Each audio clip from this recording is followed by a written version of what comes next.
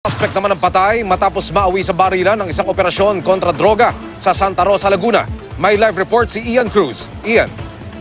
Yes, Emil, nakubkob ng mga operatiba ng Santa Rosa Police ang tatlong palapag na bahay ng Ampuan Drug Group sa Santa Rosa, Laguna.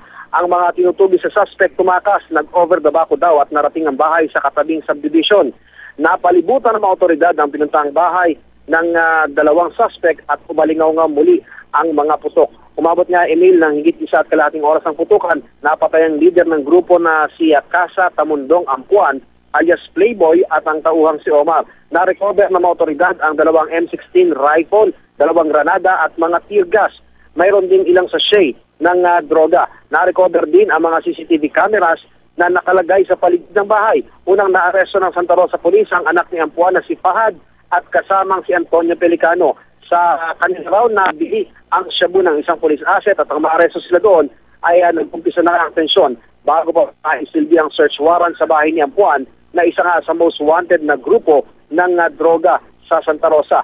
PR zone ang harap ng bahay na pinuntahan ng mga suspect sa dami ng mga basyo ng bala. Pag-aari ito ng pamilya Del Moro. Natagtad ng bala ang tricycle ng pamilya, ang mga dingding, pati na ang iba pang mga gamit na hagip ng tama ng bala. Nakaalis na raw ang mister ni Aling Nida Del Moro, ang may-ari ng bahay.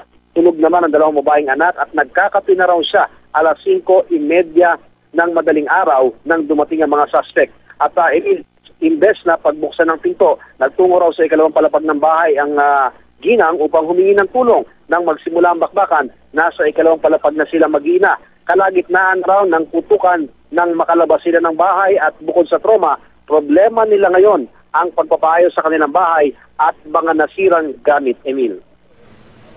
Lumalabas sa Ian, ayon sa pahayag ng Santa Rosa, Laguna PNP, sino marahil yung mga nasa loob ng bahay na yan, yung naging target ng PNP na lumaban o nakipagsabayan ng putok dito sa mga alagad ng batas, Ian?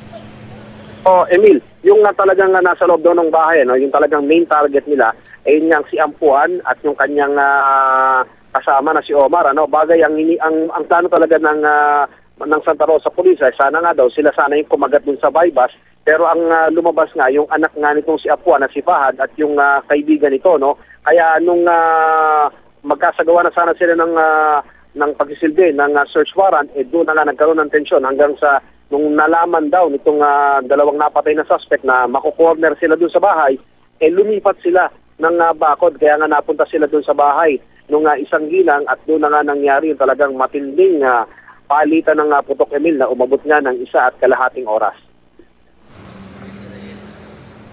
Sa iyong impormasyon na Ian, ito ba ang unang pagkakataon na inoperate ng mga alagad ng batas yung target na yan o nakulong na yan before?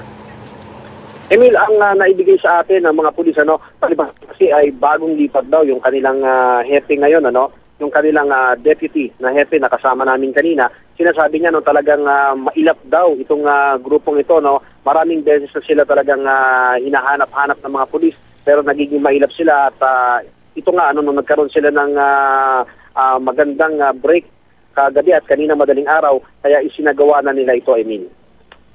Ian Cruz, maraming salamat.